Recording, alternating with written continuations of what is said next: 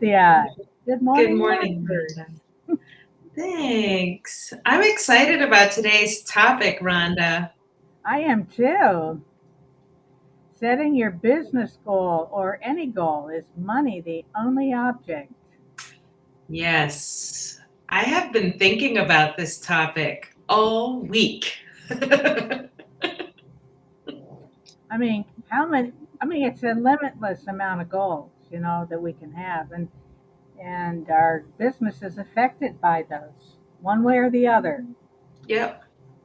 And I definitely think that anybody who's embarking in a business, setting up a new business for and going into business for themselves should really invest the time and energy to look at their goals, um, really define them and keep revisiting them as well. Um, and then for my part, I've realized as I've done that exercise, I've realized for myself that money is really not enough of an incentive for me to work on my business and build my business. That I have realized now that for me, money is a measure Mhm. of my performance and the success of my business, but it is not the only thing. So, Well, um, o- yeah. okay, I know it's not, and what the money is a means to do other things, like help other people better their lives. For Mm-hmm. example, that's my big thing. That's Mm-hmm. that's my purpose. Mm-hmm. Mm-hmm. And I think that's really important is to be able to, um, maybe that's sort of the first task is to use your, let's say, goals, but to then understand what is the real purpose or what's the driving motivator for advancing your business, building your business, growing your business, because that dollar amount isn't going to be enough to sort of motivate you for the marathon that running a business is. At Well, least I don't think so. these times are a great example, and those that have families want to provide for their Mm-hmm. families and go on vacations, do things Mm-hmm. together, Mm-hmm. and the job market, uh, oddly, oddly, with all the people that have lost their jobs, there are around here anyway, and where I go, they're screaming for employees. Yes. So and even raising the pay to attract those employees, Yep. yet yet they're struggling to find people to work. Yeah. And that's the thing. It's like even for that scenario where an employer is guaranteeing payment, they're basically saying like we will pay you for coming into our place and providing us with a service, which is a little bit different from running your own business, as you know. You can show up every day, you can do a lot of work every day, but that doesn't mean you're going to get paid for every day that you show up. um, Excuse me, I have to turn the light on before I lose the battery on my oh thing. no, yeah, I have turn to on the do that. light. Keep talking, please. I'll be right back. Okay, so it's really important. So for me, I realized, money is a measure. It's not the thing, and it's definitely not the only thing. Contrary to that discussion, I love seeing you move around your house. Oh, Um, For me, I would say I have started to look at money as an enabler.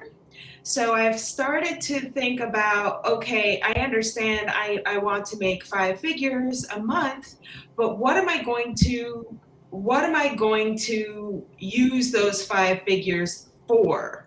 And it actually kind of goes back to my budgeting conversation from a couple of weeks back, where, the task is really like giving every dollar that you have a job and allocating those monies specifically to your needs. So you know why you have a 5-figure goal. You know exactly where those monies are going to go. You know that you're going to be paying your rent. You know that you're going to be paying your internet bill and your electricity bill. But the other thing that you want to know is, yes, I'm taking care of something that's of high priority to me, like investing in a college tuition fund for my kids, or getting them clothing, whatever that amount is. You want to really like have a clear understanding of why it is that you're doing what you're doing. And I think what you're talking about that we're seeing today is, yeah, employers are clamoring for employees, but they can't seem to like make the connection between, a meaningful job and a job that, like pays dividends beyond just the paycheck. And that's the key to abundance. Hmm. You'll have a little bit left over. Yep. You share that abundance with others. Yes. Yes. Yes. And And I actually have, like, in our chat about budgeting, I actually have a little bucket where I put aside money for giving. Because every December, every November, I start thinking, okay, what charities, what groups, what causes do I want to give mhm, to this year? So, absolutely. yeah. A friend of mine of my family who recently passed away, uh, she told her 5 kids, year after year, I want nothing for Christmas except I want you, or like Thanksgiving. I mean, Uh she huh. every Thanksgiving and Christmas, she had each of her kids pick a family and take a full course meal to them, like a whole turkey. Wow. And that was her Christmas gift to give to those folks. Right. That is really sweet. And that's I think what is motivating, and actually we don't associate that kind of action and activity like a productive Mhm. activity, but actually it is almost more productive and more meaningful than a lot of the busy work that we sometimes clutter our schedules with. Um, Absolutely. I actually took a few notes down on some of the things that, or I just sort of did a little bit of thinking about this topic for us. And I had put a couple notes, and I was saying, for that money being an enabler, and that's really how I approach money as a goal setting item. So I do have that figure. It is a 5-figure amount on my wall that I look at, but I actually don't see it as for the number itself, but I really see it as an enabler. And I have Yes. written kind of a list of some of Please, the things. please do tell. Okay. So one of the things that I had was it's an enabler for freedom of options and choices, Yes. which I think I kind of have these high level terminology, because what I want to be able to say is, Um, I don't want to have to restrict myself when I'm looking at, let's say, a new tool, like an email management software. I don't want to have to say, I want to go for the cheapest option. I want to go with the free option. I want to be able to look at it and say, okay, how can this help me save time, for example? So I want to be able to look at the other options that maybe the other subscription amounts can offer me, and do a comparison of tools, let's say, in that way. But when I'm Exactly. comparing the tools using just like the free option or the cheapest option, it restricts my ability to make let's say, a wise business decision. Yes, Um, and it's limiting. It's like it's a limiting belief if you think about it. Yes, Because if you're thinking that way, you're actually attracting more of what's not available.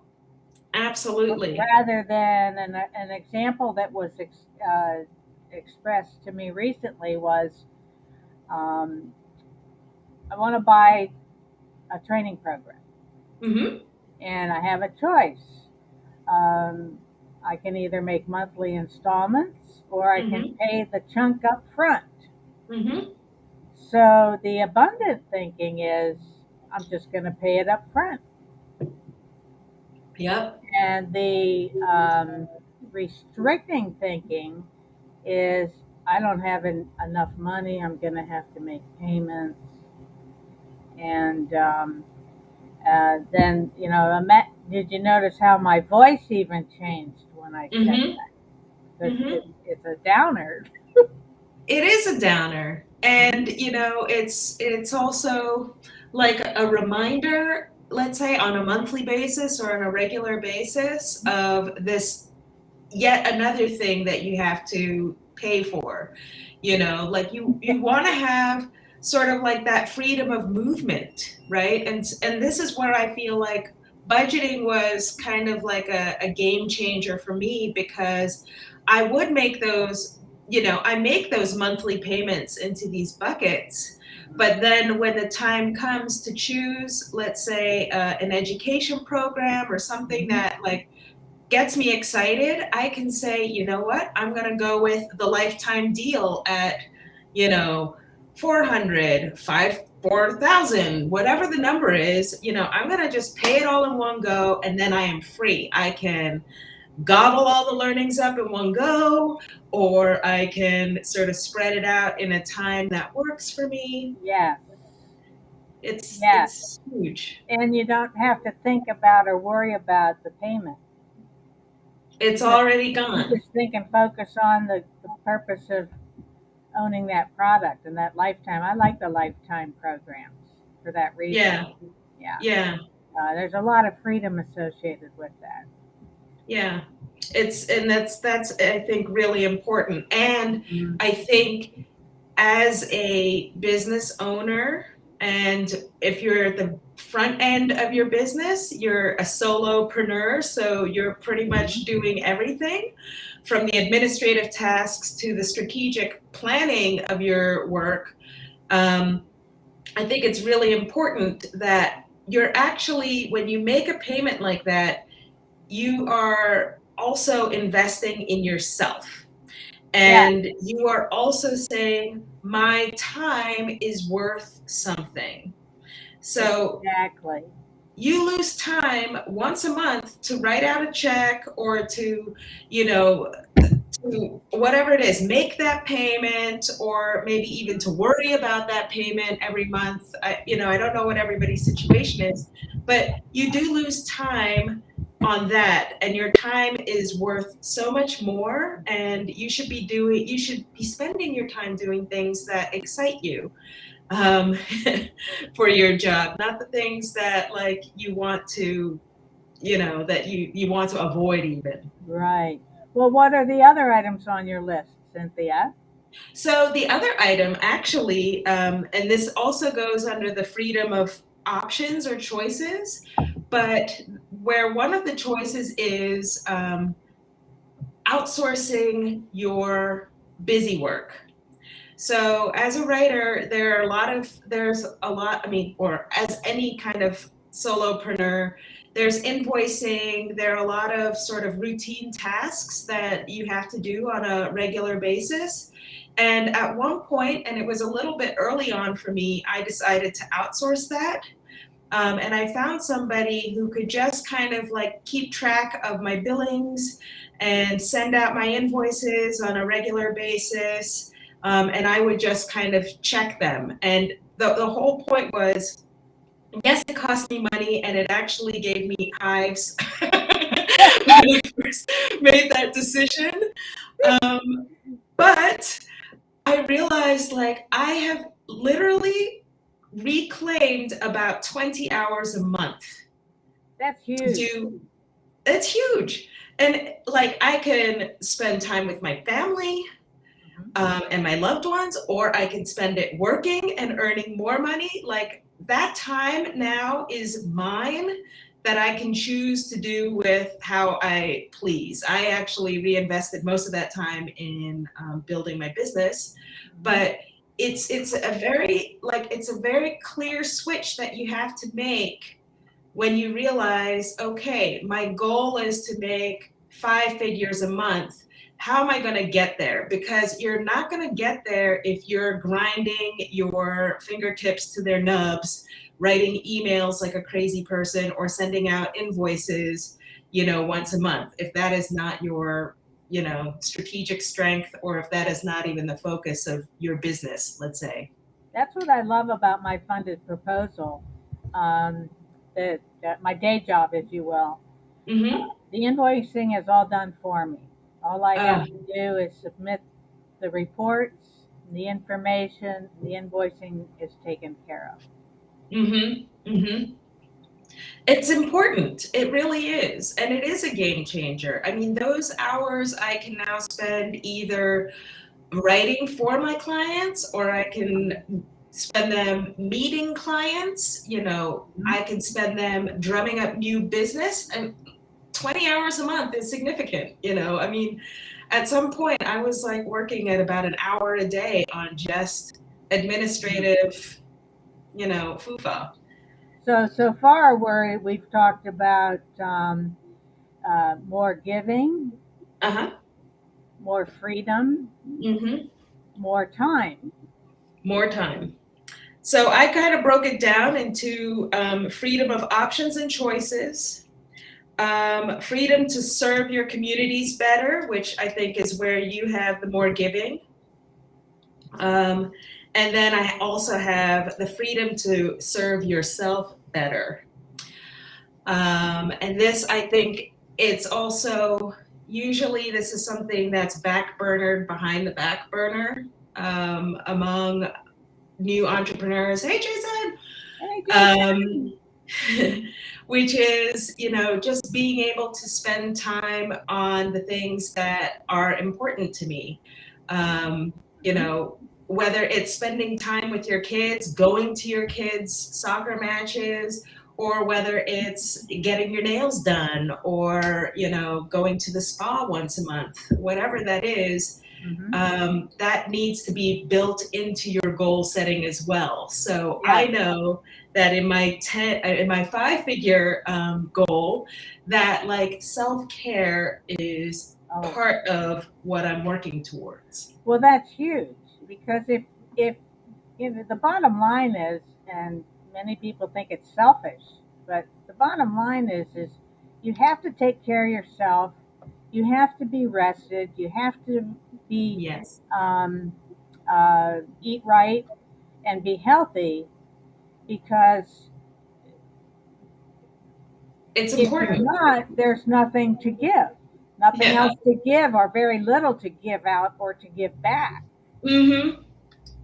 It's huge. And I mean, if you're not going to if you are not going to serve yourself, then, nobody else is going to think you're worthy of being served. Not like If you're you. not going to invest in yourself, if you don't even think you're worthy of investing in yourself, then how can you expect for a customer, a client to invest in you?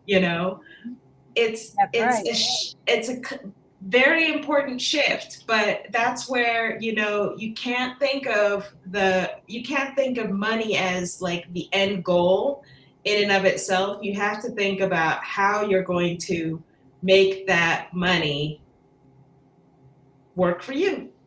Well, then here's a good question. Each day, what can I do to better serve my customers? What can I do today to better serve my customers? Ooh, I actually have a ready answer for you. I know you do. Go for it. Believe it or not, at least for me, it's been meditation. That's the one thing that I do religiously, non-religiously, religiously, every single day. Meditate. Because I've noticed when I meditate, I'm a lot more focused. I'm a lot more compassionate. Um, but I think most importantly, and this relates to the compassionate factor, um, I'm a lot more loving towards myself, because I can see where I shortchange myself, and then I realize that my loved ones and friends, that they shortchange themselves too, and I know it's a natural sort of socialized condition, but we don't have to be that way. Like, we're so lovable. We are lovable. We're very lovable. We are lovable. So, yeah. And Oh, thanks, Jason. He says we're his favorite show and hosts. oh, thank you, Jason. You know we feel the same way about you. Yeah. He's our favorite celebrity guest Yes, he is. ever. Yeah, so that would And be my everyday. How about you? Do you have something you would do every day to be better for your clients? actually, yes.